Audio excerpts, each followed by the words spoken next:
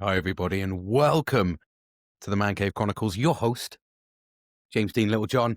How the devil are you? I'm here early. I'm earlier than normal, mainly because I've had a successful day, and I think it's one of those ones where I felt empowered actually to come and talk because I think it's really important. So for me, it's one of those things where it's really easy to talk about the negativities of mental health and talk about the negatives in life. It's really easy. We can do that in abundance. Everybody's got something negative to talk about. But what we don't do is talk about the positives. And I've had a good day. Well, I tell a lie, actually. Not a good. I've got a bit of Tenacious D in the background as well, so you can hear a bit of kickapoo. And basically, it's really interesting. But I had a positive day, but it was on the back of a negative experience. And I say negative experience, it would have been a negative outcome for everything. So over the last couple of podcasts, you probably heard me talking a little bit about knowing your worth, about being overlooked and things like that in the workplace, and how it's made me feel. Now, as much as I say I'm not an emotional person, it's really weird because I always class emotion as crying, and I'm not. I don't cry. I literally, I haven't got that emotion in me, and that's the autism in me. So, from my perspective, it's weird because I don't. That's how I look at an emotion. However, emotion is actually with the ADHD side could be anything, and I can be emotionally explosive. I can also be really fucking sad, but not cry, but just really fucking sad. But because I don't have that crying ability, often when I get sad, it normally goes into a really spirals out of control, almost gets to the point where it's unmanageable, and I often go into a bit of a dark place, which you've heard me talk about, and I'm open. I'm absolutely open about the struggles that I encounter, and then they are a routine struggle. The struggle doesn't go away, especially being neurodivergent. It doesn't go away. If anything, the struggles are harder, and I feel the problem is when I feel that emotion, I'm very reactive, but I'm not reactive as an outburst. I'll just do something. I'll go and I don't know, make a mistake or whatever, or I'll quit my job and I'll go and do something else. And inherently, what I did, I spoke previously, and it's coupled with a couple of things that happened today. But I spoke previously about how I was overlooked in my workplace, and that led on to me talking about knowing my worth and what I can offer, and I'm very proud of what I can offer. That's ultimately what I've done as I've driven to make myself desirable in the workplace, and I talk about that because I know there's a lot of the generation nowadays. They talk about how work's not everything, and it's not the be all and end all, and family comes first, and I get all that, absolutely get all that. However, as a neurodivergent person, that's not the case for me. Work comes first for me because work unlocks everything else. So I think to myself, if I do successful at work and make myself desirable, it will unlock promotions. It will unlock, more responsibility. It will unlock more accountability naturally, which is a bit of a negative. For some people, personally, me, I love a bit of accountability because if you hold me to account for something, I will make sure I succeed. So I relish in that. Again, that's my mindset. I'm very much. We hit the nail on the head with one of my colleagues today. So anyway, I'm talking outwardly and I'm talking around the subject here, and I really want to just bring you into the subject, but trying to give you a bit of a background story. So as you probably encountered over the previous ones, like I said, I talk all the time about accountability for myself, making myself happy. I talk about making myself desirable. I talk about the effects of being overlooked. Now, I don't know the granular detail behind why I was overlooked, but today it sort of came to fruition. So I'll openly talk about this. And the reason I say I'll openly talk about this is because what happened yesterday wasn't meant to have been exposed. So what I did yesterday was on the back of the whole thing at work. I felt a little bit unjust, and um, with things like autism, it's black and white. And when you get let down, because that's how I see it, or you get overlooked, you procrastinate on why you were overlooked. You think to yourself, "Have I done something wrong?" And then I overthink things, and then ultimately it gets to the point where you end up then being really sad because you think you've done something wrong. You haven't done something wrong. There's just other factors going on in the background. But again, you're not privy to all information. When you only get snippets of the information, you don't get the big picture. doesn't allow you to summarize or even analyze everything in detail because you don't have the full picture. Today, I got a bit of the full picture. So, on the back of the fact that I know my worth, and I said to you, I looked in the mirror and I said, "No, what's my worth?" And I knew my worth, and that basically drove me to apply for another job. And I just went, you know what? I'm not loyal. I am loyal. That's the problem. But I'm not loyal when I get overlooked. And for me, that drove me to look elsewhere because I just went, I know my worth. And also, I know what I'm capable of doing. And I know the work that I put into myself. So I know I can do the job. So I applied for this job. Anyway, had an interview yesterday. It was all supposed to be secret. I told a couple of colleagues. Again, I shouldn't have done. But I told my colleagues because they mean a lot to me. And I wanted them to know that I was looking elsewhere. And also indirectly, I think I wanted them to know because I wanted them to maybe do something about it and maybe someone listened to me because I was sat here going, I don't want to just tick along. That's not I'm a very ambitious person. I don't just want to tick along. I want to succeed. I want to succeed. I want to get more responsibility. I want to be sat at the table. I want to be making decisions. I want to be strategically thinking. All of these things are all factors for driving me. And I don't want to lose that spark. So sometimes I can run before I walk inherently. That's a neurodivergent thing. You get down and I can fucking do this. And if I can't do it, I'll work it out and I'll do it. And then ultimately what I did was, so I sat down the interview. The interview went, I think, successful as it could be. I did everything I could have done. I answered every question and very much felt happy with what I'd achieved. So if I don't get the job, it's one of those factors. I put everything into it. So at the end of the day, if I didn't get it, I'm not the right person for the job. I move on. But as long as I can say that I put my heart and soul into it, then at least I know for whatever reason I didn't get it. But I've done everything I could to mitigate that risk. Anyway, so I told my colleagues a couple of weeks ago that this was coming up, and then basically they'd inadvertently worried that they didn't want to lose me. So they basically on the back of that went to the senior leadership team and said, you're going to potentially lose this person. You need to do something about it. We cannot lose this person. Now, what that inherently did, I came in this morning actually, and my one of my managers said, can I have a chat with you at some point today? I was like, oh yeah, okay, fuck, what have I done? And then she came round about a couple of hours later. She had to go off and she said, James, can we have a chat now? And I was like, yeah, what have I done wrong though? Because I naturally think I've done something wrong if someone wants to talk to me, especially when they say, can we have a chat? That normally means I've done something wrong. And I go, fuck, have I said something? Have I upset someone? And that's normally where I go because I'm filterless. And I spoke previously about masking up and how I find it difficult to mask up. When that mask comes off, I tend to say things. I tend to be a little bit outrageous. And I like that. I go, oh, this is exciting. So, but then what I don't realize is some people are in earshot and I've been caught out with this before. In fact, actually, there was an incident about 8 months ago in my job where somebody was on the shop floor. We'll call it the floor plate, which is a public space. You know, we're all hot desk and stuff. And all I said was this person was kicking off. And I mean like effing and blinding, effing and jeffing, as I was saying. And I was sat there and I literally just went, fucking hell, mate, he's fucking mental. And now I said it for context. I said it because this wasn't an environment where, and I said this before, you have to mask up. You have to be very professional. It's a corporate environment. Everybody expects, a code of conduct. So you don't sit on the floor plate and F and blind. You don't F and Jeff. So this guy something had happened and he was effing and jeffing. Fuck this, fucking hell. Now I turned around and went to my boss. I was like, I thought I was quite quiet, but again, we've established that I've got quite a deep voice and I'm quite loud. Hence the reason why I've got double filters on. Hence the reason why my gain's gone down. All of these factors are all there. But I thought I was quiet. I always think I'm quiet. I always think I'm like, fucking hell, I'm not loud. Fucking, I'm loud. And then I was sat there and I went, fucking hell, mate. He's fucking mental. He's an absolute mentalist. Now that's all I said.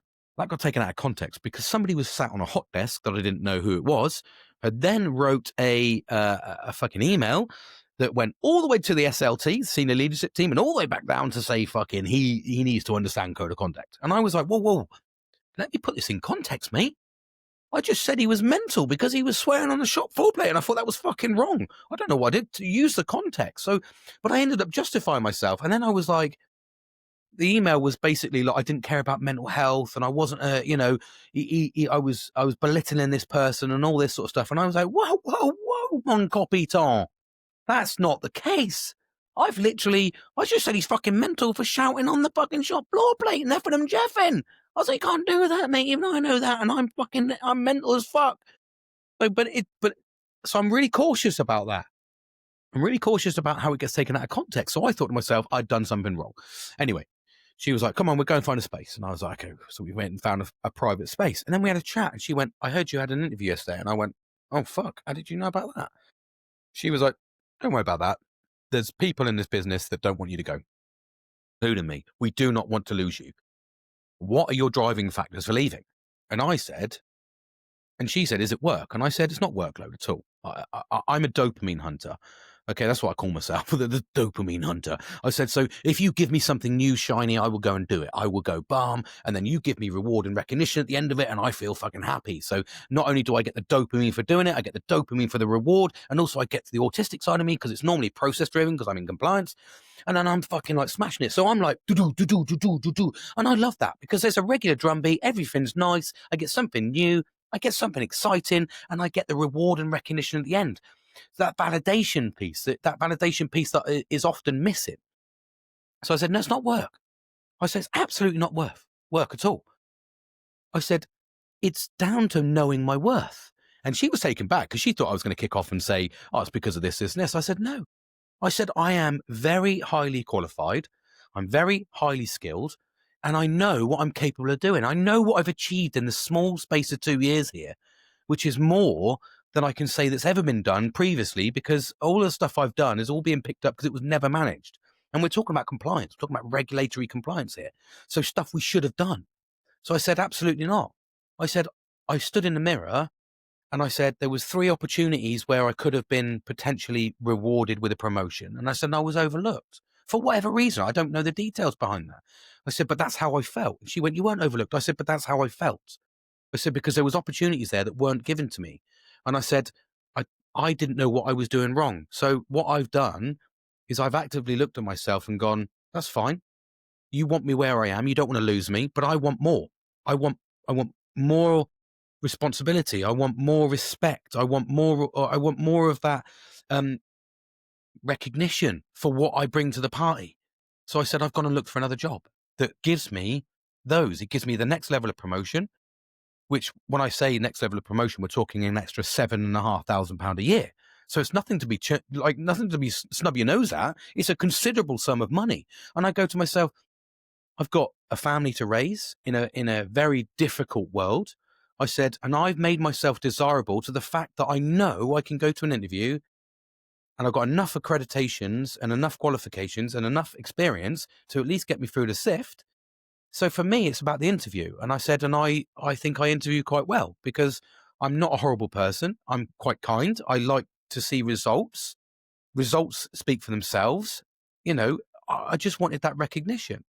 And she looked at me and she said, well, what is it? What is it you've gone for? And I told her, and I said, what does it come with? And I said, well, it comes with a £7,500 pay increase a year. And she just went, oh, okay. And I said, and it comes with the next level of promotion, which is what I want. And she went, well, I can't do anything with that. And I went, I know you can't. I know you can't. So I've got to be selfish in this scenario. I said, I don't want to. I love my place of work. I genuinely do. And do you know what? She said a load of things that were very humbling, very humbling. She said, right up to the top level, do not want to lose you. They've seen what you're doing. And I go, okay, as a business, your duty is to make me recognize them. Your duty is to acknowledge what I'm bringing to the party and put me on a level playing field with the people that I should be interfacing with. Because at the moment I'm interfacing with them at a lower level and they're above me, but I'm telling them what to do. That doesn't fit right with me. I said I should be either on the level playing field or above. That's the way that the hierarchy works. You don't have someone below telling someone above. You inform, you don't direct. It comes down that way. So direction down there, inform up that way. So when I explained all this and I articulated it, and I said it in a real professional way, I was like, this isn't about the environment. I love this place. It's felt toxic recently. I said, I'm in a very negative space. I said, because I deal with a lot of negativity. dealing with almost a failing process is what I'm dealing with. That's the easiest way to describe it. I've got to be careful what I say. But I'm dealing with a failing process. So for me, I'm like, that's a massively negative. Hold on a second. That is stupidly loud. Sorry, I just had to adjust that. That was annoying me because it was in the background. I could hear it, and I was like, okay, I can't concentrate because now I'm thinking of the song. I'm sorry about that. That's the brain. I can't just tune in on something. I'm like, what's going on over there? It's like me, for instance, my camera's here. And the little videos here, so I often have to remember to give you eye contact and not look at myself. It's crazy because my mind doesn't go like that. My mind's fucking going like this at fucking 70 million miles an hour. Anyway, digress again. Stop. So it's interesting. So we had a good conversation, really good conversation, and she, to put it in layman's terms, she blew smoke up my ass. She was like, "You're fucking brilliant," and I was like, "Do you know what? Just this conversation of acknowledgement." And you recognizing you don't want to lose me and physically telling me that you don't want to lose me is more than I had an hour ago. So does that change the factor? Absolutely not, because money talks louder than words. At the end of the day, if I can do the same job for £7,500 more a year, I'm going to jump on that. I know it's obvious as that. So I said, she said to me, well, how do we get around this? I said, well, you have to come up with a plan that's going to give me that recognition. So that's up to you. That's up to you as an organization. I've played my cards, and these are my cards that I'm playing. Nothing's a guarantee, but you've heard about something now to the point where it's got you in an office space with me to ask me not to go. Now I'm humbled, and I am. And do you know what? The boost that gave me in confidence, and it's really weird because you shouldn't look for validation. I got this little thing the other day, and it said you shouldn't worry about the validation. You should just be content with doing your job. No, I'm sorry, but that type of statement's complete and utter fucking bullshit. We're human beings. Of course we rely on validation. The very fact that we're all addicted to social media because of the likes and the comments and the shares and everything else that comes with it proves that we like validation. If we don't get validation in a relationship at home, if your husband, wife, partner, whatever, doesn't give you validation, you feel sad, you fuck off. If your kids don't give you validation, you go, okay, well, you can't tell them to fuck off because they're your kids. But you seek for validation. You seek validation from your parents. Have you done the best job you can as a son? I seek validation for that. I go to work. I seek validation for what I'm doing, because otherwise there's no point in doing it. Now, most neurotypical people will probably go along and just go, okay, I don't need the validation. I'm just here. And my friend's probably the easiest way to describe that. He does not fucking care about promotion. He'll go for promotion if he's ready for it, and if it's available. He does not fucking care. He wants to go into work, do his job, and go home. That's it. He does not fucking care about the details, the granular details. He doesn't take things home. He just fucking sits there, and he's quite content with that. Me, I live and breathe my work. Why do I live and breathe work? Because mainly because I'm a neurodivergent. And that gives me routine. That gives me everything I need. And I'm there for minimum 8 hours a day. So I'm with work 8 hours out. So I'm at more time at work than I do in my family time and my relaxing time. 110%. There's nothing that can change that. So why would I not want to be happy in that environment? You wouldn't stay at home and spend, hours and hours with somebody you didn't like. You wouldn't go out with somebody you didn't like. These are all things we don't do. So you don't want to go to work and not feel validation and not feel contentment and not feel, what's the other word? I'm trying to fucking look for all sorts of words here.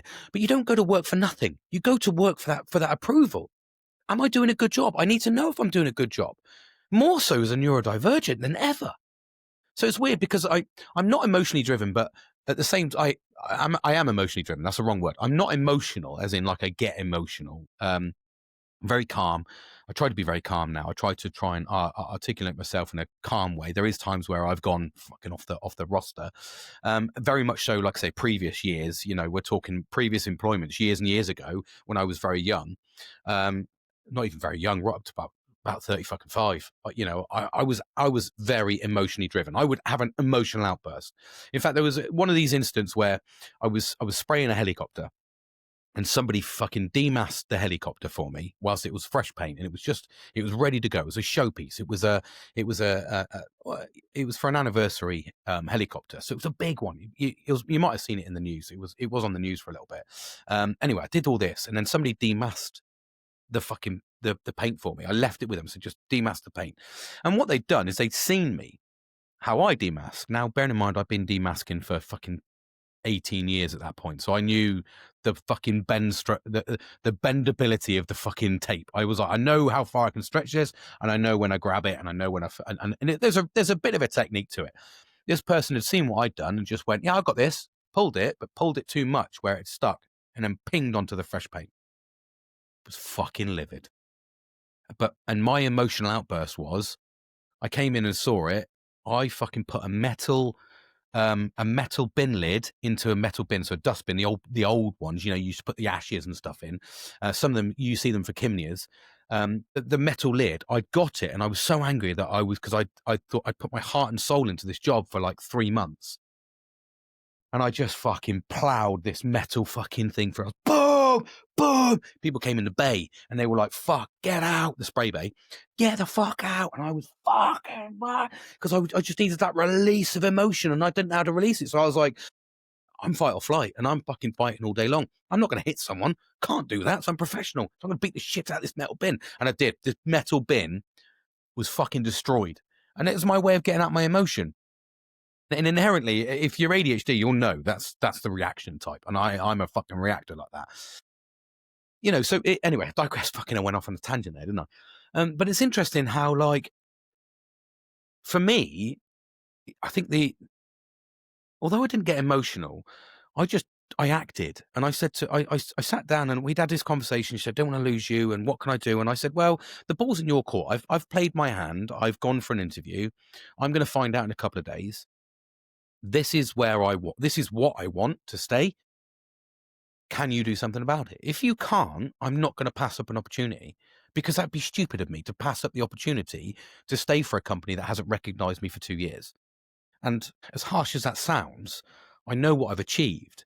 Even just through my activities in the last 2 months of what I do as part of my role. Well, it's not part of my role, actually. It's part of a bolt-on to my role. I acknowledged that and said, I've saved the company £520,000 in the last 2 months. That's my uplift to promotion for the next 10 years, that I've saved you, that you'd already thought you'd spent, and I'd clawed it back as a business. That should be worthy of a recognition straight away, that I've saved £520,000 for the business because of what I was doing robustly as a bolt-on to my job. It wasn't even my fucking job. I said, so that's the recognition that I seek. I said, so the ball's in your court. Anyway, so we carried on, and we were just chatting away, and she said, well, basically, I just want to let you know that everybody in the SLT is aware, and they're fucking worried. They do not want to lose you. And I went, I'm very humbled by that.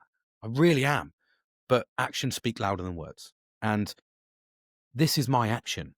My action is, I'm going to seek employment somewhere else then, because I know my worth. And the reason I'm doing that is because I don't want to sit here and say I didn't take the right opportunity. But it feeds into the bigger picture here. And the reason I'm talking about it tonight, actually, the reason I've come on to try and validate that process for the positivity that it is, was because I found out that my boss was actually listening to my podcasts. And the reason my boss was trying to listen to my podcast was trying to understand me, because I am a neurodivergent and he's a neurotypical. My manager at the time said, by the way, the head of the boss is listening to your podcast. He wants to try and understand you. And I went, well, I'll be honest, I'm 44 years old and I don't understand myself. So fucking good luck. But also it made me think, fuck, really take this, what I've been talking about, out of context, because although I don't have emotions, I speak without a filter. So I just say what's on my mind. And then it's almost like that. It's a bit like the Americans, you know what I mean? Fire first, and then I'll ask questions. It's a bit like that. ADHD is the easiest way to describe it. You walk in, you fucking shoot someone, and then you go, what did he do? I don't fucking know, mate. You just fucking shot him, though, so we'll never fucking find that out, will we? And it's almost like that. It's almost like you do that. With ADHD, you've got no filter, so you just go fucking bosh. And that's the important bit. So sometimes when I'm doing these podcasts and I just spit in fucking rhythm, you know what I mean? I'm talking from my heart, I'm talking from my brain, but this is the problem, as I don't often process it. I just say it. And sometimes that can be taken out of context. And that's the important bit. I don't want to take it out of context. The important bit was understanding and recognizing that, you've got to be careful not to take advantage of a neurodivergent. I said, we're a yes man. I've been a yes man all my life. And I even said that to my manager today. I was like, I'm a yes man. And I would continue to say yes, but I've had to stop and reset, and I've had to go, I don't want to say yes.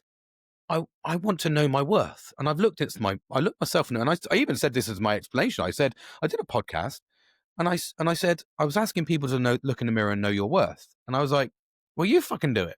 So I stood in the mirror and I went, know your worth, James. What have you done? What have you achieved? And I was going through it all. And I said, okay, I've achieved quite a bit. And then even to the point where I turned around and I said, I have a professional accreditation in IWFM, which is like the Institute of Workplace Facilities Management. And I have a fellowship in that. So I've worked from member to the top grade fellowship, which is normally reserved for executives. But because of the work I've done over the last 2 years, I was able to demonstrate executive level. And that's what I said to her. So I can perform at executive level that has been recognized by a professional governing body in facilities management. That's worth its weight in gold. Like literally worth its weight in fucking gold. I've sat on a panel of 5 people and interviewed for 3 hours, as well as submit theses and fucking documents and evidence to show that I'm capable of working at exec level. So, and there's 2 people in the 2 organizations I've worked for that have fellowship, and I'm one of them. So she turned around and said, you are highly skilled and highly qualified. And I said, exactly. You know that. And I know that. I want recognition for that. And if you're not going to give it to me, life's too short for me to fuck around. I can't fuck around and sit here and wait. Life's too short. I want it now, and I'm capable of doing it now. I'm 44 years young, and I want to go out and achieve. I want to achieve success. So for me, I'll just go and work for another department somewhere else, another organization, get more skills and experience, and then work my way to somewhere until I'm getting to that exec level, how I want to do. So you can either support me in that transition and stay within the organization, or I can go and look elsewhere. Now, as harsh as that sounds, sometimes you have to be selfish. That's probably the easiest way of that. Sometimes you have to be selfish and you have to think about yourself. And inherently, a lot of the time we don't. A lot of the time we bumble on. I certainly know that there'll be people out there with neurodivergency that do not think about themselves. And I even said today, I was like, as a neurodivergent, we rely on validation. Let alone human beings. Human beings love validation. As a neurodivergent, validation means more than anything in the world. Just you coming up and saying thank you for doing something, it means everything. Even if you don't fucking mean it. Even if the words that come out your mouth are false and you're just trying to blow smoke up my ass and make me feel good. You will blow smoke up my ass. You will make me feel good and I will carry on. So it's up to you. You can take the simple route or we can go down the hard route, which means you lose out and then I have to go through a full transition of a new environment, a new job, stress myself out for 2 years until I get to a steady pace. It's up to you. I said, but like I said, I've shown my hand. The positive that came out of that was the recognition was there. She gave me the fucking validation that I needed. And I went, that's all do you know what? It sounds weird, but that's all I wanted was recognition for what I'm doing and a promotion and a bit more money. So, it's one of those things. But you sit there all the time and you watch people getting a slice of the cream pie and you're like, I just want a fucking piece of that pie. I want to be able to enjoy life. I want to be able to give to my children. And I even said, like, one of my that was one of the main driving factors was I've made myself desirable to be skilled in my profession. And I've sacrificed a lot of time to do that. I sacrificed 8 months of nearly every evening to do my master's degree in safety.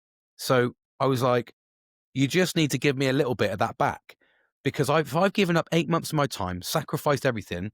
I've done it for my family. I've done it to give to my family because life's expensive and I want my girls to have the best things in life. I want my wife to have the best things in life. I want a nice environment. I want a nice house. I want all of these good things. And if I've made myself desirable, I want that recognition for that. And if I've got to go and get it, brilliant. I'll go and get it. I've proved my hand. I'll show my hand. I'll go and get it.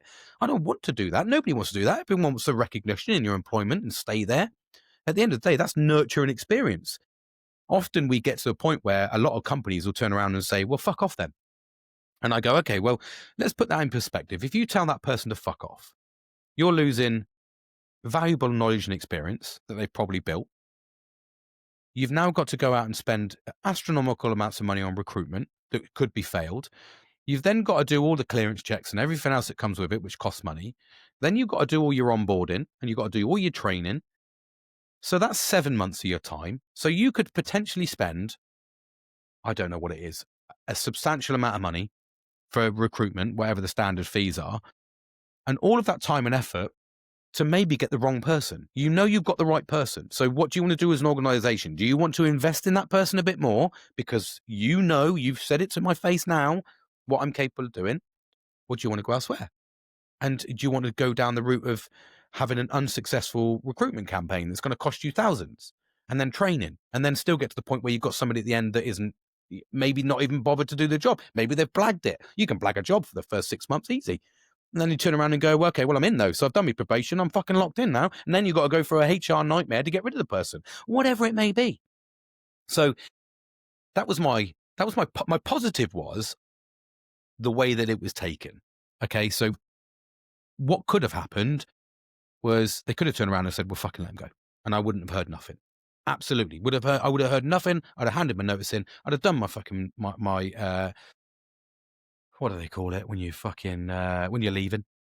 I don't know what I'd have done that jobby. I can't remember what that is. That's completely gone from my head. It will come back in a minute. But I'd have done that. And then at the same time, once I've done, when I finish my, when I finish that period of whatever it is and ready to go, whether that's a month or whatever, just fucking notice period, James, you dickhead. I'd have served my notice and I'd have gone. And I'd have gone on my merry way and I wouldn't have seen them again. I'd have maybe bumped into them at some point. But I wouldn't have known any different. What they've actively done, and the positive here is they've pulled me aside and said, fuck, we don't want to lose you because of X, Y, and Z. How do we get you to stay? And I go, okay, it's over to you now. I've laid my cards on the table. It's up to you. But the good thing is that came with really positive conversations and really positive recognition. And that to me was invaluable. That was worth its weight in gold. I walked away so positive. I was like, thank you. It doesn't take a lot, but acknowledgement is everything for most people, especially for me, because if you don't acknowledge me and you're in a negative space, that negative space just keeps driving lower and lower. And you go, I can't be arsed. I don't want to keep fighting the fucking fight because there's nothing at the end. I rely on seeing my future. So if I can see my 5-year plan, I can see my 10-year plan, it's contentment for me. I don't want to live day by day. I want to go, right, in the next 5 years, I want to achieve this. That plan may move. I certainly know that my initial goal 5 years ago was to get to one lower level than what I am now. So, and that was my fucking 10-year goal, and I achieved it in 3. So I'm like, okay, well, I can do this. I'm going to keep fucking going. I want more. I want to drive. I want to be the guy making the decisions, and that's what I want. And ultimately, yes, I'm too young. I'm still immature, I will say. At 44, I'm still immature, 100%. I've still got a long way to go to mature. Knowledge and experience is everything, but maturity is invaluable. And you need a level head when you start going through the chain. So whilst I appreciate acknowledgement is around what I can achieve, what my capabilities are, I said, I also know that comes with an element of maturity. But I have personally worked on my maturity level for the last 6 months. Like I said to you before, I've said to you in previous podcasts, 40, I decided to change my whole career. Everything. Changed it. 39, to coming into encroaching on starting on 40. I wanted to change everything. And then I got to the point where I was like, okay, right, brilliant. So I've changed my life, changed my career. What's the next path? Okay. So I'm in this environment. I got to do. And then that's what I did. I drive on that factor. As soon as you cut that factor off for me, I've got to be content with where I am. And if I'm not content with where I am, then I will stay there and I will just, because you live by your means, I will stay there and I'll just look for something different at that level, somewhere else, doing something else. It's not a problem. And that's one thing I've realized. Like I said, in another previous podcast, I said, know your worth and then go and get it. Like, or think about what you want and go and get it. Give it a go. You've got nothing to lose. And that's what I was like yesterday. Sat there for an interview and I gave my heart and soul. I had nothing to lose because I'm in a job. So I've got nothing to lose. So if anything, it's just a positive. If I get it, then Billy bonus. So all of this was, like I said, it was driven by a negative act, and the negative act I was trying to leave the organization. The positive fact was the way that the organization reacted. And for me, I suppose that added the value of the company because they were willing to fight for me. And I went, that means a lot to me. That means an absolute lot that you people are looking out for me and don't want me to go. Because that's what I've worked towards. I've worked to be so desirable, people don't want to lose me. But that comes with something. That comes with recognition. That comes with reward. It has to. Because if I'm putting in 120% and you're not putting anything in at all, or just your baseline, which is wages and a working environment, a happy working environment, if that's your gift, well, I'm like, okay, that's not going to cut the mustard. Do you know what I mean? I need to see what the next level is. I need to see what's going to happen in 5 years' time. So really, really, really positive outcome for today. Made me feel really, really good, which was a good feeling, because I was like, this is what I've worked hard for. This is why I do what I do. So that's sort of driven me to talk about this, really, which is why I jumped on midweek. I was like, fucking hell, I need a podcast the other day, but I just felt it was really important because we get wrapped up in the negativity of life, and we get wrapped up in the negativity of mental health. I do. I struggle with my mental health. I don't think I'll ever not struggle with my mental health. When I get sad, I get really sad. The downside to me is when I get sad, I do start questioning my life. And I'm so frivolous with that, to the point where I'm like, I sit there and go, what's my purpose? I've said this before. What's my purpose? Do I feel like I've achieved enough in life? And this is when I'm in a dark place, remember? And then I sit there and I go, I think I've done enough. No one will miss me. Be fucking done. And that's where I go. So, and that's the emotional regulation, or the emotional dysregulation. Little tweet there with my tongue there. That's the emotional deregulation of ADHD. Is you do fire off and calm it down, and that's where it's exhausting, and it feeds into the masking in the work environment where I struggle, because if you're in a negative environment, you're not getting reward and recognition. You're masking like fuck because you're not your normal person. You come home fucking drained. You're like sat there going like, the juice isn't worth the squeeze now. The juice has got to be worth the squeeze, and it ain't. And I'm sitting there going, fuck, I don't want to be this fucking shitty anymore. And it was really interesting because, I was sat chatting to my mate, went to a pub last night. And I've had a bit of a tough week. Got a bit of a man flu coming on, which is careful. You've got to be careful with manius influenza. It can kill a lot of men. You know what I mean? So watch out for that. And I was sat there and I was like, I was feeling a bit shit. And then we sat chatting and I was like, why the fuck is life so hard? And we were just like, because we're in a negative environment and we're not surrounded by people that we were used to. Both of us are on the same sort of wavelength in that sort of sense. We like to go to work for a bit of a crack, as well as do the hard work. It's work hard, play hard is the ethos that I've always lived by. I like that ethos, work hard, play hard, because it means that you're getting, a lot out of everything. But the reward for working hard is normally that recognition, and the work for playing hard is you get lots of fun. So that's always been my rhetoric, is always being work hard, play hard. When you get to the point where you work hard, and you can't fucking play hard because you're exhausted, something's got to give. And you've got to say to yourself, I don't know, this isn't the fucking life for me. But frustratingly, and I suppose this is the validation. As soon as you get validation from something, like I got validation today that the people above me value me, I was sat there and I went, okay, it does kind of make it worth it now. And it does. It's such a simple act of saying thank you. It's such a simple act to say we don't want to lose you. It's words at the end of the day. But those words, and I've always said this, the word is mightier than the sword. I can absolutely fucking tear someone apart and make them fucking feel horrendous through words with absolutely zero emotion, or what's the word I'm looking for? I don't know what I'm looking for. There's a word I'm looking for when you do an act and you don't feel anything afterwards. I can't remember what it's called. I'm having a fucking brain fart today. Jesus Christ. It'll come to me in a minute like the other one did, hopefully. I'll tick away in the background. The other part of my Abdullah Oblongata. It's not the Abdullah Oblongata. I just like saying it from fucking not Happy Gilmore. What's the Waterboy? That's what he says, Waterboy, with Adam Sandler. The movies are available.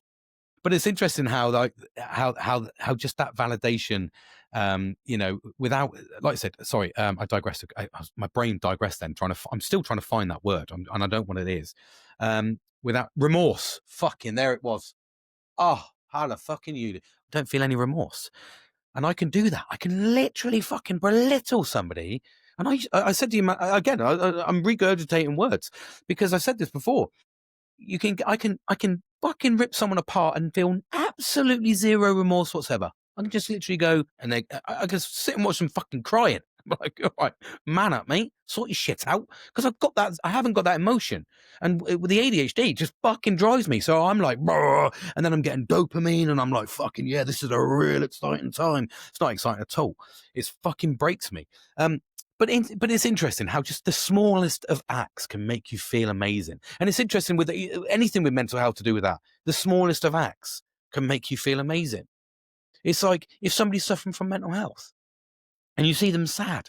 Like I had a guy come up to me today, and this is another positive point. I changed my style. I've got a little bit of a top knot. I always thought it was a bit of a fucking, a bit of a gimmick, a bit of a weird thing for people to do. But I grew my hair. I got to 40s and I went 42. And I went, fuck it, I'm had enough of cutting my hair, so I'm just going to fucking grow my hair. And I grew my beard, and then basically I turned it into a top knot, and I went fucking rolling with it now. I'm going for the fucking Viking look. And then this guy came up to me, and he went, mate, you always look fucking amazing. I went, what? He said, you always look so smart, so amazing. I love your style. And I went, you know, mate.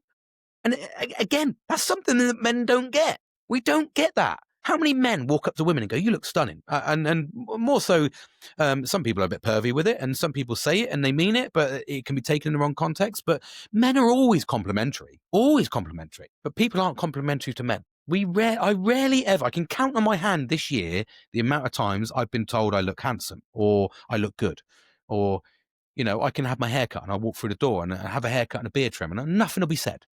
Yet, how many times have a woman walked through the door and she's had her hair done, and if you don't notice, it's the end of the fucking world. You're like, oh, you don't notice my fucking hair?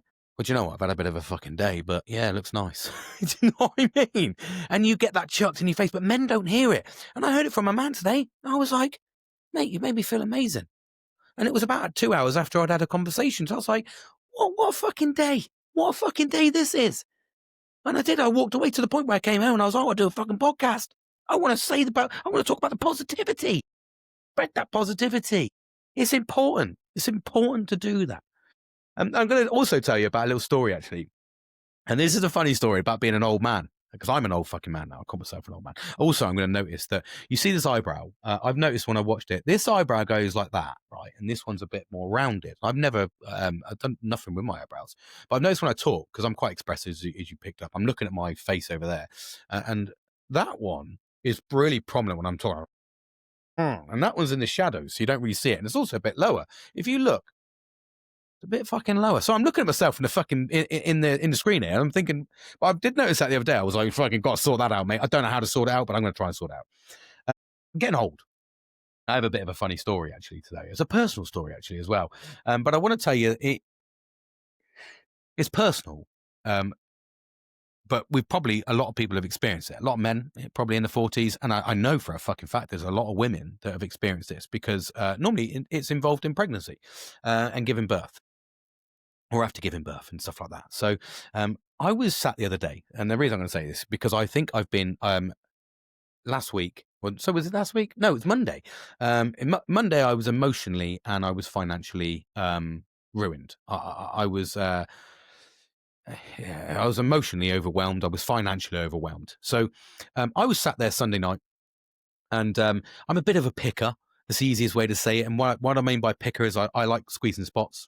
Again, I think it's a neurodivergent thing. I don't know, but I like it. I like the satisfaction. Um, to the point where when my daughters were teenagers, I used to fucking love it. I'd be like, fucking hell, you've got a fucking big juicy spot there. And I used to love it. And then basically it was that bad that my daughter, she was about 8, I think, and she had a little tiny like a little what do they call it? Like it's like a white spot, but it's not a spot. It's like the ones that are hard lumps. They're normally like from soap or something like that. But they're there, and normally you can't squeeze them out because they're not part of a follicle. So normally what you have to do is pop a little pin in and just push them out, and they're normally like a little hard, like a cyst, but not a cyst because it's like it probably is a mini cyst, I suppose. And I used to, and it was that bad that I squeezed one, and then bear in mind, I've got fucking big hands. You know what I mean? Look at that. And I squeezed it, and I squeezed it and squeezed it and squeezed it, and then I left a fucking permanent scar. She's got a little tiny scar here, permanent, from where I squeezed the spot when she was 8. And I went, well, just think that is the gift that I've given you now. You've got a permanent scar from your dad, and you'll never forget that. But it's interesting. So I'm a bit of a picker anyway, before I digress. Bit of a picker. So I always have been. I'm a fucking nightmare for it. I don't know why. I just see something and I'm like, like I do with the dogs. So, the dogs have got little spots.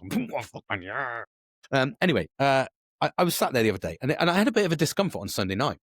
And I was like, I don't know what that fucking is. And I'm just going to fucking go for it, actually. I was sat in a discomfort and it was in my asshole, basically. And I was like, fucking hell, what's that? It's a bit weird. It felt painful. And I was like, oh, okay, I don't know what to do about this. Most men, will ignore these things.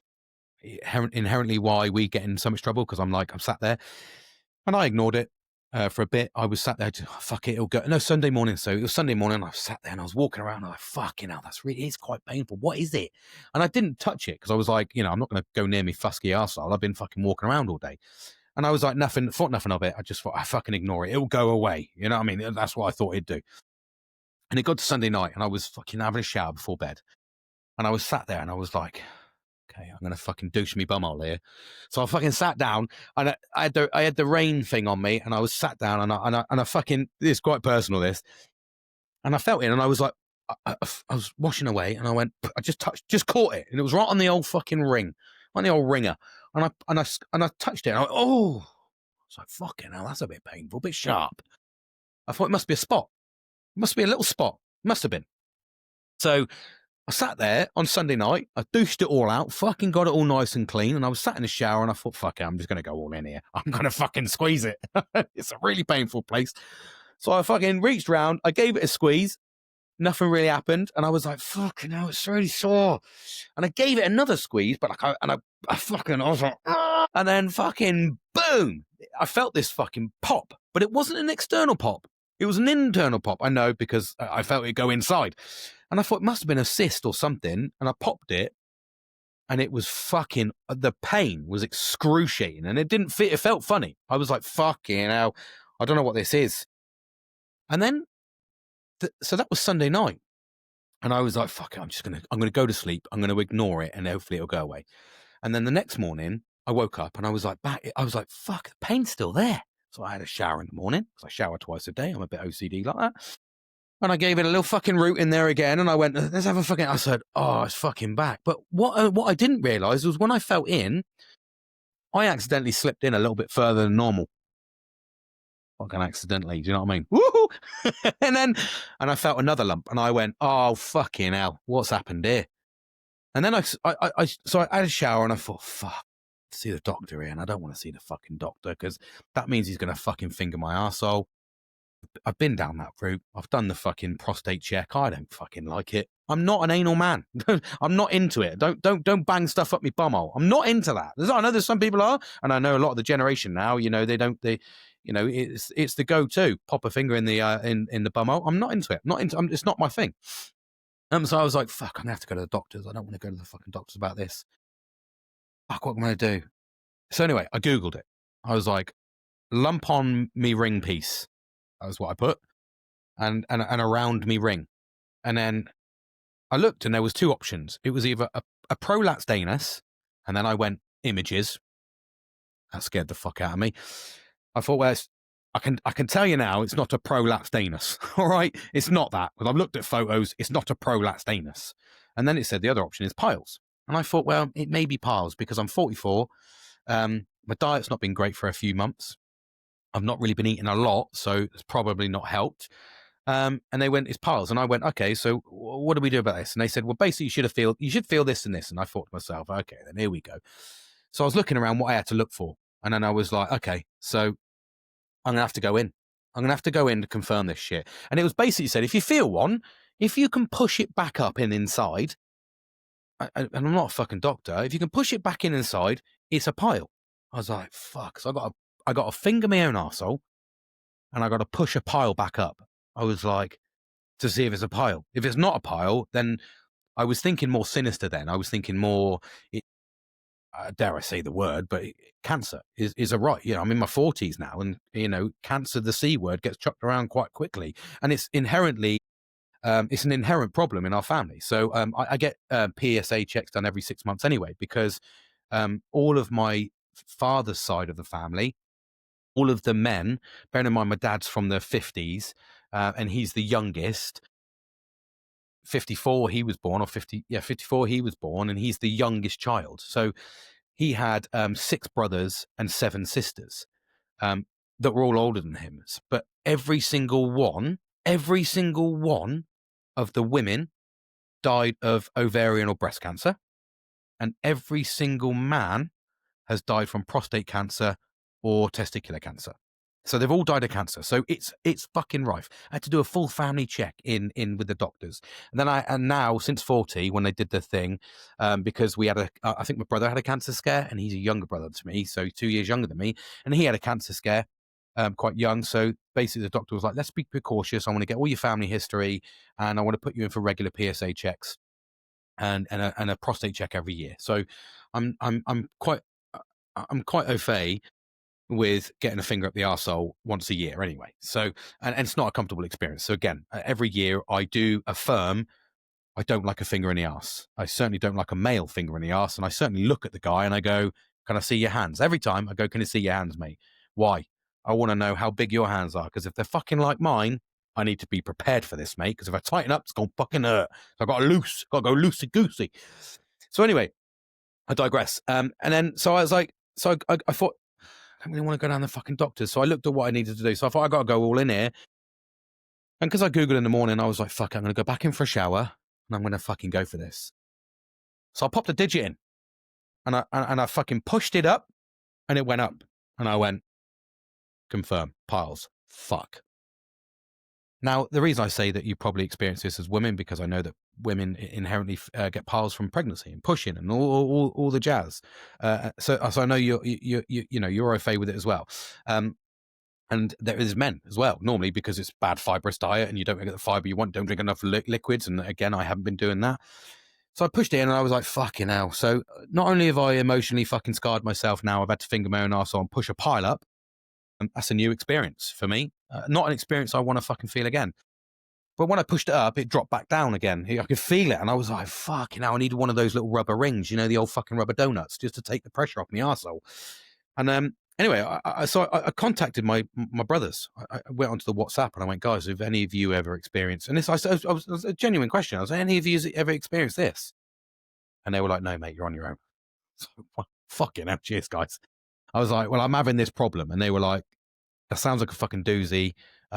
Make sure you use 2 fingers next time, was the response I got. Typical male response. Use 2 fingers, make it count. You know what I mean? And I was like, okay, well, I'm not going to get any sympathy here, so I'm going to have to go all in. So I was like, what do I do? And then it was like, right, basically, you need to eat more fiber, you need to drink more fluids, and you need to potentially look at getting something like Germaloids, which is like a cream that you put on your ring. And I was like, okay, it's a bit fucking weird, but okay. So I went down the shops. So the emotional scarring has already started, the emotional reaction. I then went to the shops and I got granola because I thought more fiber. I got fiber drinks because I wanted the fiber drinks. And I got Germaloids cream, which is, I think it's called Germaloids. It's hemorrhoid cream, basically. Hemorrhoid piles, whatever you want to call it. And I was like, okay, I'm gonna fucking buy this. And then I went up to the fucking thing. And this is where the financial emotional ability came in. It was £10 for that fucking tube. And it was a little fucking tube. It was 10 fucking quid. And I was like, 10 quid. I know this is invaluable, but fuck me, there should be an abundance of this. We've had piles for years. They're making bank off of this fucking stuff. And I said, and it should be readily available. I shouldn't have to fucking pay £10 to stop discomfort. It's ridiculous. You're making serious bank off of my pain. Now, I know that the pharmaceutical companies are fucking screwing people over left, right, and centre, but this is ridiculous. This is new league. So anyway, so I sat there and I was like, fuck it. I'm going to pay for it. I've got emotional scarring. So I text my mates saying, guys, I'm all in. And I showed them my shopping list and I went, I'm all in. I've got this fucking, this cream. This cream's going to go around the rim. I'm going to rim myself. And I said, and fucking, I've got some fibrous drinks. And they were like, fucking good luck. Anyway, the emotional scarring hasn't fucking finished yet. Fucking hell. So I'm stood in there and I'm like, right, I got to do this. I'm just going to get it done. I'm going to crack it. So I put one of the fiber sachets in, fucking chug one of them, had a bowl of fucking cereal, a bowl of granola, and I thought, I'm just going to start now. And I was like, I'm going to go upstairs, I'm going to fucking douche her out again, get the one douche in, I'm going to get it nice and clean because I don't know what I'm going to go in for. I'm going to pull out his tube, and my anticipation was I would squeeze the fucking tube a little bit, put a bit of cream on, and rub it in, and it'd go. It'd just fucking go. I was like, oh, fucking, this is what it is. I opened this fucking thing up, mate, and it had a fucking funnel like that, a fucking nozzle, sorry, that goes on. And I was like, why is there a fucking nozzle? So it said, refer to instructions. So I looked at the instructions and it said basically what I needed to do was I needed to squeeze a bit out of the tube so it comes out. I needed to lubricate the nozzle. I need to pop the nozzle up my bumhole. I need to squeeze and I need to draw it out. Okay. How much do I squeeze? So all these questions are going through my fucking head. How much do I squeeze? How do I know how far it's going up? Can it go all the way up? I don't fucking know. I'm not a doctor. And I said, what? I don't know. I was speechless. I'm still speechless now because I didn't know what to fucking say. And then, so basically I was like, I'm just going to have to fucking go all in here. This is a new experience for me. I don't like turning old. So I'm fucking sat there and I squat and produce coins. So I squat down and I thought, well, I don't really want to squat down because at the same time when you squat, you tense up everything. So I was like, I got to get into a certain position where the old fucking sphincter is relaxed. So I lubricated this thing and I'm sat there going, fuck yeah, what am I doing? And then this is the bit I didn't get. I had to put it in and squeeze and draw out. I thought, I don't know how much I'm squeezing out. So I had to do a little tester to see what the pressure would give.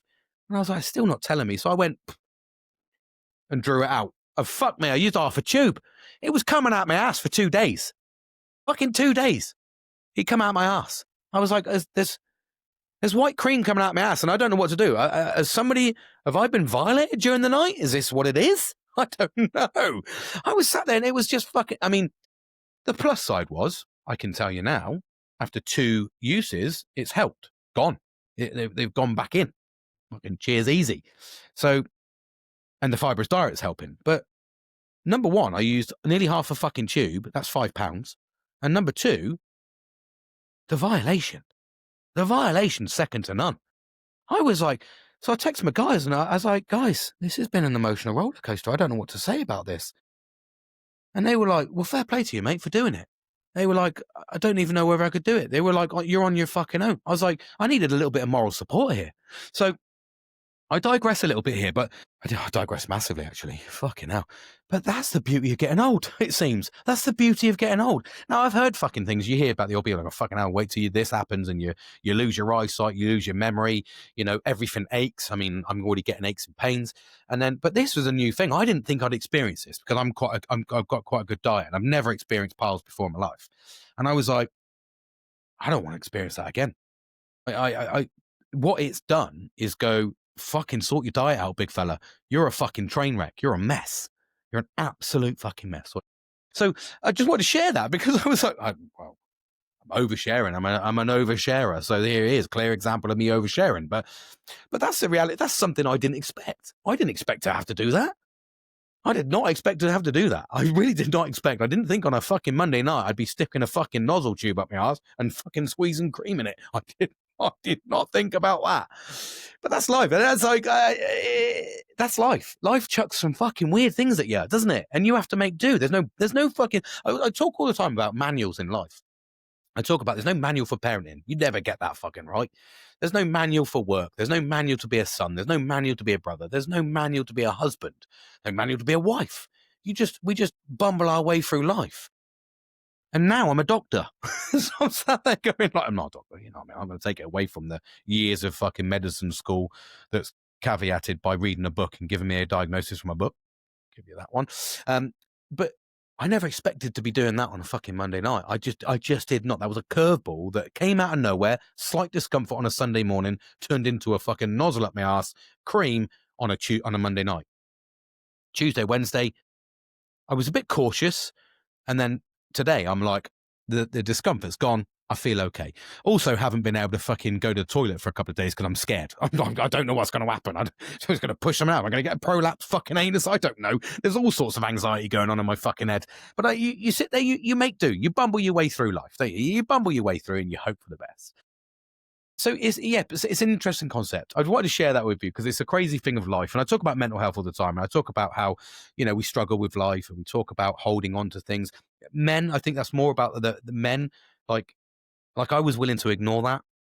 And to an extent, I have ignored it because I've gone and tried to do, there could be something underlying there. And obviously I'm switched on enough, especially knowing that my dad suffered from cancer. He was cancer and basically managed to go into remission. So through 3 years of hard work, and he was taking hormone injections and stuff to try and reduce. He had prostate cancer. So when I say it's prevalent, he was the final child that had prostate cancer. So I kind of know that there's someone, and you think about the statistics of cancer, and there's like 1 in 3. And I think to myself, well, I've got 2 siblings. So one of us is potentially going to get cancer. So I think to myself, you can't ignore these signs. I think it's really interesting, a really, really important lesson, especially as a man, because men inherently don't go to the doctors. We just think it's going to go away. My dad was a prime example of that. He was passing blood for a fair few months. He was having irregular toilet breaks and struggling to go to the toilet. All signs on face value say I've got cancer. Now, I said to him when he was diagnosed with cancer, I said, did you know about this? He went, I think I did. I just ignored it. And I was like, why the fuck do you ignore it? And it's not until you have a medical condition where you think to yourself, I'm doing exactly that. I'm ignoring the medical condition. I'm not going to a doctor. I'm just going to hope it goes away. And that's what we do. We just think, fuck it, it'll go away. How many times have you seen a lump on, and you've kind of gone, that'll go away. I'll go away. It's like mental health. How many times you think, oh, I'm really fucking sad, it'll go away? Or, oh no, that's just life, I'm just going to live with it. It's not life. Don't just live with it. Try and work on it. Don't go and get that next level. Go and get that next situation. Make that friend. Whatever it may be, lose that friend that's causing negativity. Go see the doctor if you're concerned about something. But it's best to just go and get, it's best to go to the doctor and get it confirmed that there's nothing than it is to sit there and worry about it and it actually turns out to be something. The amount of people you read and go, they had signs and symptoms for months, or they had signs and symptoms for years and they thought nothing of it, and then finally it comes around and you go, oh, you're riddled in cancer. Why? Well, because I ignored fucking signs and symptoms for 2 years. And if you'd have hit the nail on the head and got the checks out, it's like we do. They do breast cancer now, don't they? Screening, and they're really robust on it. But there's the amount of women that don't get breast screening done and have their smear test. They don't have their smear test because they don't want to know about it, or they just ignore something, or as both genders, we both do this. I think women are better at it because they acknowledge it and they won't live with it. Whereas my dad lived with fucking gout, and it was actually gout that said it, because he ignored the signs and symptoms of what turned out to be cancer for prostate. He ignored those signs and symptoms because he had gout, and he thought it was because of gout. And it was only when he went down to get the blood test done, when he was getting blood tests done for the gout, because the gout wouldn't go away. They did some checks on his bloods and they came back and said, you've got some anomalies in your blood and we need to do some further blood tests. And then they did further blood tests and they said, I'm sorry, but we need to tell you've got cancer, because his PSAs were so high. And that was him going for gout, not for cancer. And then the roller coaster after that. And they said he was like, I think the scale is like 1 to 10. And I think you've got certain scales where you can deal with it for tablets. I think it's like 1 to 3, 1 to 4, I want to say. I'm not a specialist. And then there's like 4 to 7. and then there's like 7 to 10. I think there is. And then he was in the 4 to 7, but he was on the 7. So he needed not chemotherapy, he needed radiotherapy. So he had aggressive radiotherapy and hormone injections for 3 years. They said to him, if you'd have come in when you first saw the signs and symptoms about 7-8 months ago, you'd have been so low you could have taken the tablets. But you've waited to the point where it went from not only prostate cancer, it went to 3 lymph nodes, and that was the issue. He went to 3 lymph nodes. So, but lucky he didn't have to have any surgery. He just had to have aggressive radiotherapy. But they said he was literally months away from needing chemotherapy and no return back. So it's so important to get things checked out. I talk about this as not just medical, even mental health. Go and get checked out. It's absolutely imperative. I've sat there and ignored it. I ignored mental health for years, to the point where, because I ignored it for so long, the only thing that made me realize that something was wrong was when I went to take my overdose. And I went, there's something fucking wrong here. And even then, I didn't go and deal with it. I did it again. And I went and tried to commit suicide. And I didn't know why. I was like, I was so, I don't even know what the word is. I was in such a dark place that I just blamed everybody else. It was everybody else's issue. I'm not going to get sorted out. And you often find that with mental health. You often find people that they blame everybody else. And I say often because I did it. You blame everybody else for your issues, and ultimately it's about you looking after yourself. Like I said to my dad, you have got a duty of care to yourself. You saw the signs and symptoms. You're passing blood. You're going to irregular toilets. There's enough information out there that says that was worth going to get a checkout, but you didn't. You ignored it, thinking it would go away. You've ignored your gout. He wouldn't take medication. I don't take medication. Born in the fucking 50s. I don't take medication. I don't need tablets. Why? The fucking stupid idiot. That's literally what saves your fucking life. And then when I said to him, well, hold on a minute, you have tetanus jabs, do you? Yeah. You've had all your other inoculations. Yeah. Oh, so you'll take them for that, but you won't take them for pain relief or, your gout or whatever like that. You just ignore it and hope it goes away. He goes, well, it does eventually. No, it doesn't. It doesn't go away. It'll get to the point where the pain's so bad. And I looked at his fucking foot and I was like, mate, you've got fucking problems. You've got fucking issues. And he's got reoccurring issues still with gout now. So I say to him all the time, sort your diet out. And he's reluctant. He's reluctant to sort his diet out as he sits there eating fucking beef and drinking port. I mean, the two fucking worst things you can do. But it's interesting how we ignore these signs and symptoms, and it works across the board. We ignore things all the time. We ignore our mental health. We ignore our sadness. We walk around, and I'd even say to the point, sometimes we ignore other people. We don't acknowledge them. I take an active interest in people around me, close people around me, friends around me, colleagues around me. I will take an active interest. I actively know when there's something different. I can feel it in the room. I can feel the difference in the way that their demeanor is. I can feel the difference in their aura.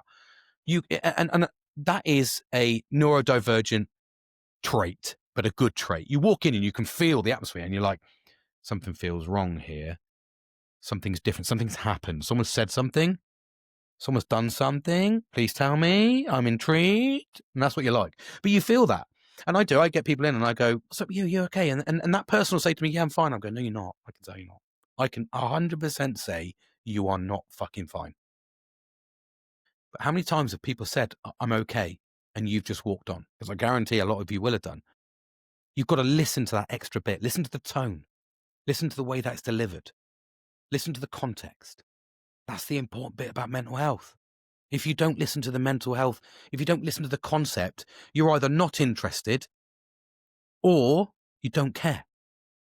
Because you can't be naive enough. If you know a standard human reaction and the way that people will say it, especially if you know that person, you've had interaction with that person before, you will know that there's something off.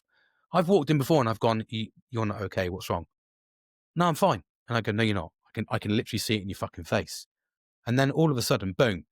I said it to one woman actually in work, and I could tell there was something wrong. I literally just walked up to her, a fairly old lady, and I said, hi. I said, something seems wrong. Are you okay? I said, I've seen you walking around and you don't look, I've seen you walking around before and you don't look okay. I want to know if you're all right.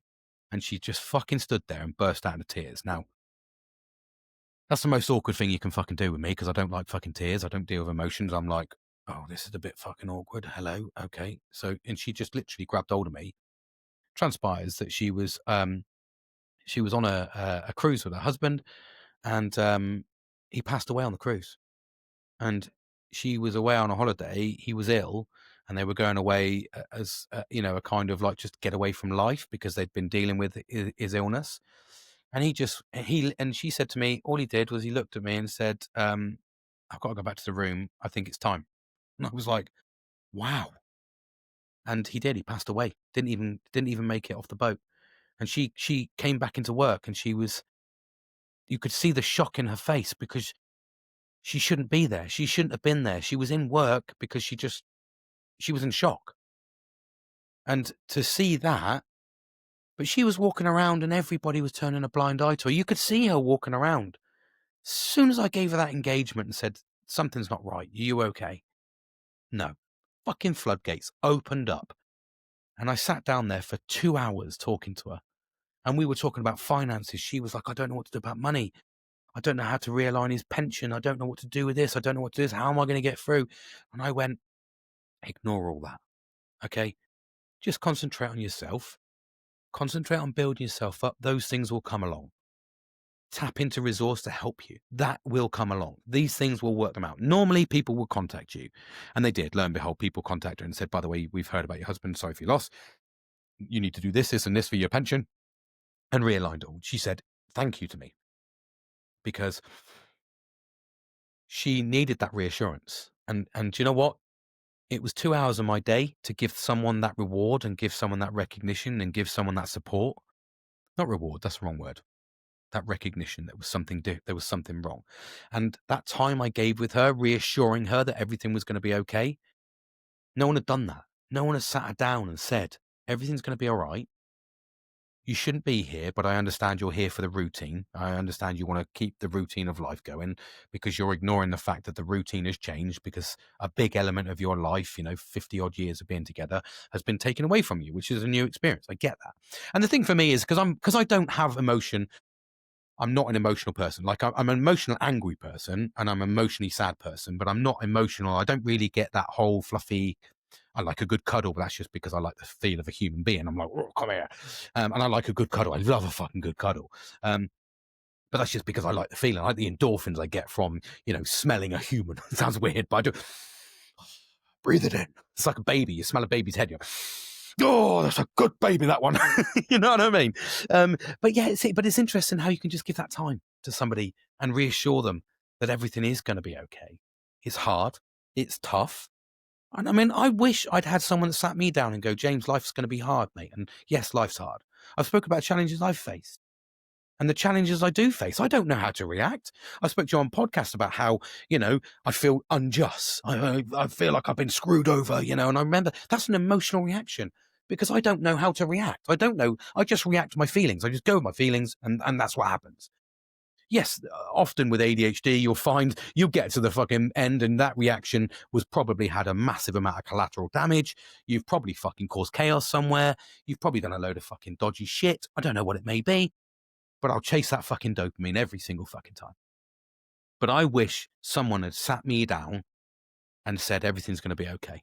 I didn't. I genuinely, 15 years ago, when I actively remember phoning my mum up. And I said to my mum, I'm not happy. I don't know what's wrong. And she was from an old school ilk, so I don't hold her any begrudgement. I don't hold any grudges with her for this. But I said to her, I was on the phone outside my front, and I was like, "There's something wrong, Mum. I'm not happy. There's something wrong. I'm lying in bed all day." And then my mum was like, "Just don't worry about it. You'll be fine. Just keep going, and you'll be fine. It will just all work itself out."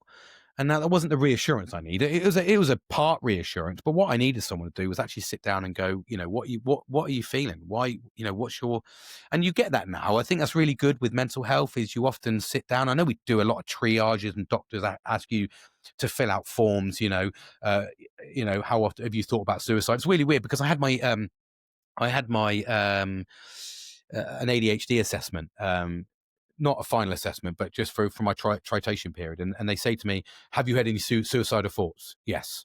Okay. All right. What were they? Okay, so it's, well, I don't really want to go into details about it, but you explain these things, and absolutely fuck all was done about it. So I've just told you that I've thought about suicide, and you've done nothing about it because the system's broken. What you really want is someone to sit down and say, what are you feeling? Why are you feeling that? Everything's going to be okay. I mean, I've told you before, life is fucking tough. Nobody knows what the fuck they're doing. Life is fucking tough.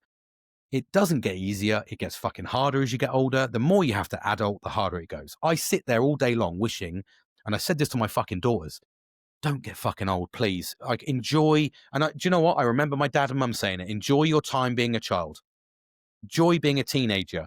Enjoy being a young adult without having to worry about bills and everything. And I was so hell bent, I left my house at fucking 17 and never went back. But because I was like, I want a house, I want my own freedom. The main driver, actually, for me wanting my own house is I wanted to walk around my house naked. That's all I fucking wanted. I was like, I just want to walk around the house with my bollocks out. You know what I mean? That was my driving factor for getting a fucking house. Not to set my future up. I was like, I just want to walk around with my bollocks out. You know what I mean? It was a fucking. I'm a man. I'm simple. You know what I mean? Walk around with my bollocks out and have a sandwich. But it was interesting how you kind of, I don't know. I'm just trying to think about your driving factor in life. That was different to me, and I wish I hadn't done that. I wish I hadn't left at 17 and completely and utterly started my life. I got into considerable debt for years because I was living like an adult without any experience and without any money. And that comes later on in life. And I say to my girls now all the time, don't fucking, you're in a house, right? I'm providing a house for you, and that is always going to be paid for. I'm providing food for you that will always be in the fridge or the cupboard, whatever. I'm providing a safe space for you to always return to. Enjoy it. Because when you're out there in the fucking big wide world, it's going to fuck you over.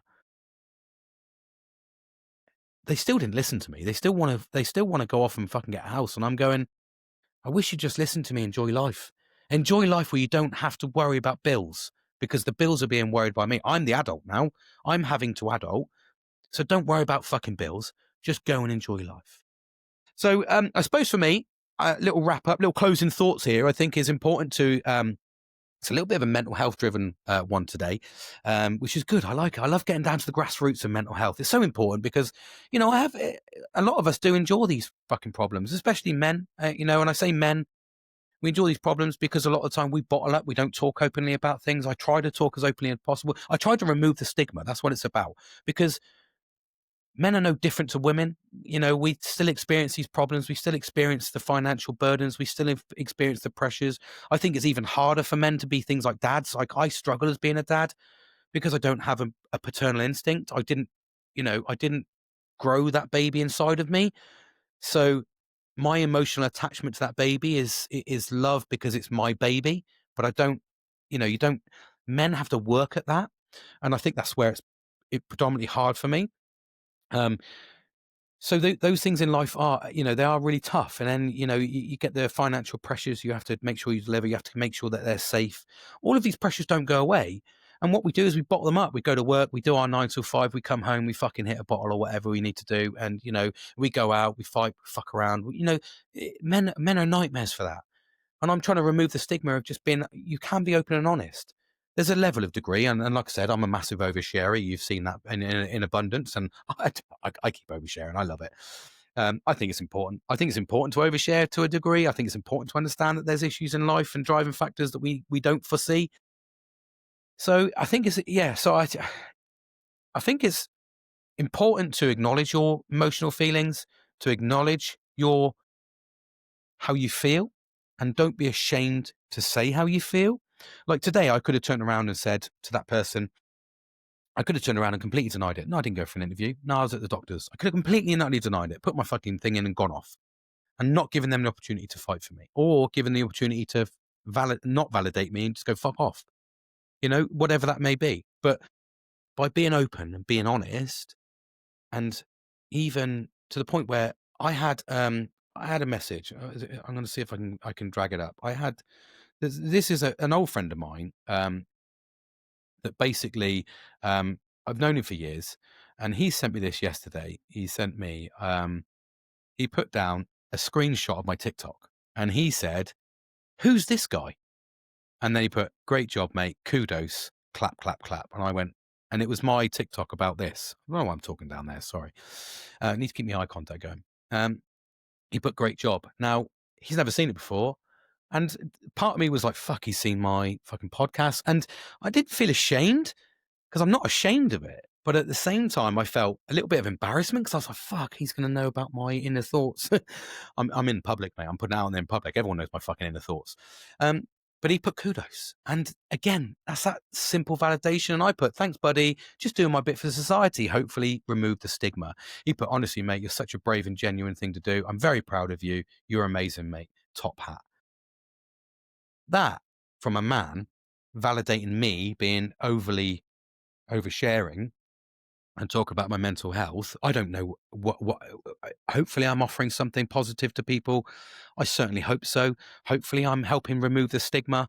It's not just about putting a label on things. I talk about ADHD and autism, but for me, to me, I honestly just think that's a label. I always say to people, like, what do you want out of a diagnosis? Like, for me, the diagnosis wasn't about walking around and going, "I've got this and that," and accommodate for me. And it's not about that for me. It was about learning about myself and how I can adapt life around my neurodivergency to be more successful. And can I tap into areas that are attuned to? It's like my boss said to me today, actually. He said a little funny thing. Now, he said to me an acronym today. He said, "Does anyone know what PRAM means?" And I don't mean pram as in a fucking pushchair, although that was a response from one of my friends. He said, "Oh, pram as in pushchair, like papas and mamas, mamas and papas." And he said, "No, pram." I said, they were talking around it in a meeting. And I sat there and I went, fuck, I need to know what that, I instantly went, I need to know what that is. So I'm fucking sat there and I'm trolling through all of these SharePoint sites to try and type in, and found it. And I found out what it was. And then I was like, right, I'm going to research it. What is it? And I found out what the acronym was quite quickly, but I researched what it was because I thought to myself, he's going to probably ask me questions. So what I did was I then gave him the acronym, what it meant and what it stood for and what the process was. And I sent that to him. And he went, "James, that was a loaded question." He said, "Thank you very much for sending me that, James." He said, "It's a loaded question because I knew as soon as I said to you, what is it, you would go and find it, learn about it and tell me." And I went, "It's quite concerning, mate, that you know how to play me because you played me like a fucking fiddle there." I said, "But we both know what that means now, don't we?" So you can play that thing, but it's not about he knows that how to play my neurodivergency off of me, which is a great thing. I think fucking play it all day long, because if you can use me and it helps me, because the dopamine was, I'm going to learn something new and I'm going to find out what that means and I'm going to find out who's leading on this because I maybe want to be part of it. My knowledge has gone up, so my fucking neurodivergency is fucking ticked. I've had a dopamine hit where my boss has come up to me and asked me a question. I've gone, ooh, I'm going to fucking show him. Gonna fucking succeed. Now that sounds really childish and fucking gay. Can't say that shit, James. Can't say it's gay. Why is that? I'm going to get fucking berated for that. I apologize. I didn't mean like that, but I can't believe I just fucking said that. Okay, it's not like that at all, but it sounded a bit like I was trying to befriend him, and I was like, do you know what I mean? But he knew how to play me. He just knew how to play me. And I was like sat there going, okay, well, fair enough, mate. That's fine. I said, but we've learned something new out of this. But it's so important that, when I found out he was listening to my podcast to try and understand me, again, I felt really rewarded because I said at the start of the podcast, fucking good luck, because 44, I don't know how to play myself. Nobody knows how to play me or what I'm thinking, because I'm never thinking what you fucking think I'm thinking. I can guarantee it. I'm always thinking about something fucking completely different. But if you bring me back on point, I'll normally fucking give you the answer, because I'll be like, oh yeah, I do know about that. But that's the beauty of neurodivergency. That's the beauty of having fucking multiple things. My brain does not calm down. I was listening to a podcast, and all of a sudden he came. This was about 2 or 3 months ago, I think it was. I was listening to a podcast in work, and he tapped me on the shoulder, and I took my podcast, my earbud out and put it on the side. And when I put it on the side, it switched the AirPod off and then started playing the podcast out loud on my phone. Now, I listen to a podcast at 1.5 speed, so 1.5 speed. I don't listen to it at 1 speed. It sounds too boring for me. I just want to get the fucking information out there. And he went, "What the fuck are you listening to, James?" And I was like, oh, podcast. He goes, why is it so fast? I was like, oh, I listened to it on 1.5 so I can just fucking retain the information straight away. He went, you fucking nutter. I was like, that's what I do, mate. I said, I can't listen to slow speed. I get really infuriated. I get bored and I switch the fucker off. If I can keep it fast, I can keep hold of words. I can keep hold of the main crux of the conversation. I don't care about the bolster in the middle. It's almost like, for me, I would scan read a document. I would scan read it and I'll pick out the big points and puzzle it together and I'll go, right, that's what that means. But because I'm not interested in the granular detail, unless I need to know the granular detail, and then I'll learn it. So I suppose a little takeaway for me today is make sure you look out for people and listen to people. Actually pull it away and actually listen to people, because you never know. You might just pick up a pitch change. You may just pick up a slight word. You may just pick up something, a facial expression, a hand expression, a warbling on the eye. You may pick up a watery eye and go, that person looks like they're really sad and they're trying to hold that in. You may save that person's life. I wish I'd had somebody that said to me, are you okay? I really do. And I wouldn't have had the 3 times that I decided that I thought my life was over. Now I look back, it was probably a cry for help. But it doesn't matter. It could have ended either way. Super, super important. So takeaway from that is that hopefully you've had a good experience today, and keep the positivity. And I very much look forward to, I'm enjoying this journey. Because even my wife said to me, because I was meant to go out for a meal tonight and I forgot about the meal. I said I'd take her out for a meal and I didn't, purely because I came home from work and I've had a fucking doozy of a day and I'd set up for a podcast. My mindset was doing a podcast, and then she came through the door and she went, oh, we're going off to the meal. And I went, fuck, I completely forgot. I said, I've just set up my podcast. I said, but I'll go and switch it off and I'll go. And she went, no, because you've got your mindset on doing a podcast. So you will not enjoy dinner. You will not enjoy the company. You want to get out there as soon as possible to get home and do a podcast. So she knows me. She knows me more than ever now. It was really interesting since the diagnosis and with ADHD and autism that I got. And I said to her, I've got this. And she's, bearing in mind, 27 years, whatever it is. She turned around to me and said, I kind of guessed. We all kind of guessed, but we kind of just went, we thought you were just a bit batshit crazy. Now we know you are batshit crazy.